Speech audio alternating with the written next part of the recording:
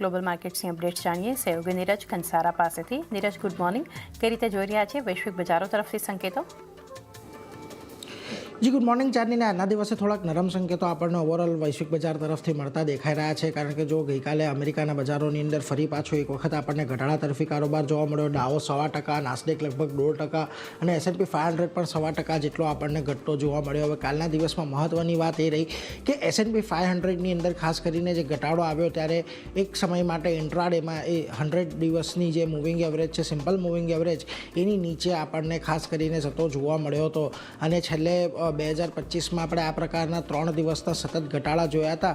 ત્યારબાદ આ વર્ષની અંદર પહેલો આ એવો ઇન્સ્ટન્ટ બન્યો છે 2026માં કે જ્યારે આપણને આ પ્રકારે 3 દિવસ સતત ઘટાડો બજારની અંદર જોવા મળ્યો છે, એટલે એના પર એક ખાસ ધ્યાન રાખવાનું।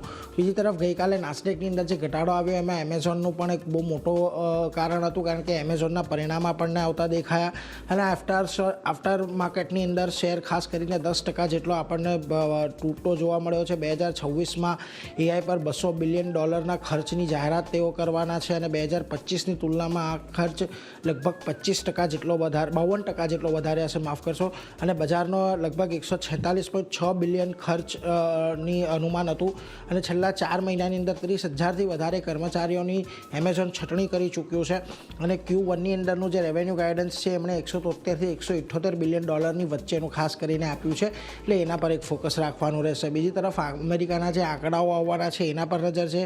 ડિસેમ્બરમાં જોબ ઓપનિંગ્સ લગભગ 2020 બાદ આપણને સૌથી ઓછી જોવા મળી હતી। જાન્યુઆરીમાં જોબ્સ કટ 2009ની બાદ સૌથી વધુ જોવા મળ્યા હતા, એટલે ખાસ કરીને અહીંયાથી કયા પ્રકારે આંકડા આવતા દેખાય છે એના પર પણ એક નજર રાખવાની છે।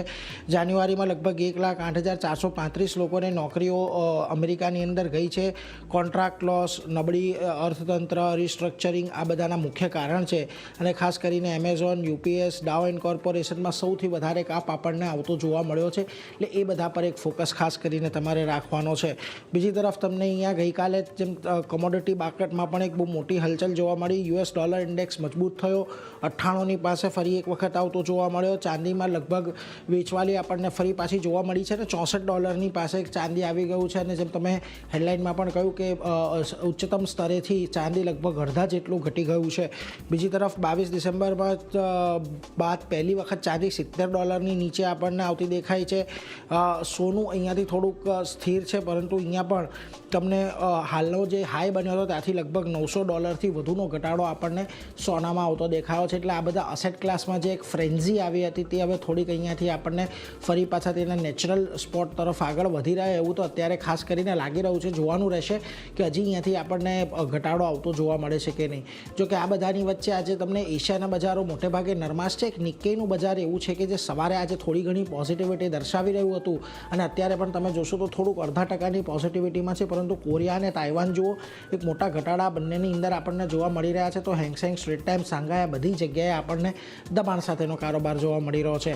હવે ગઈકાલે આપણા બજાર આમ તો ઘટાડા સાથે બંધ થયા હતા, પરંતુ 3 દિવસ સતત તેજી જોઈ એની એક બ્રેક લાગી હતી અને ગઈકાલે ખાસ કરીને 25,600નું લેવલ જાળવવામાં સફળ રહ્યા હતા।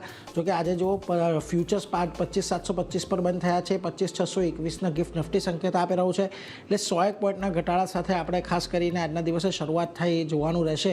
એટલે હવે અહીંયાથી મહત્વનું એ રહેવાનું છે કે 25,400, 25,450ના જે સપોર્ટ ઝોન છે એ જળવાય છે કે નહીં, એ આજના દિવસમાં ખાસ જોવાનું રહેશે। ચાંદની આભાર આપનો આ સમગ્ર માહિતી માટે।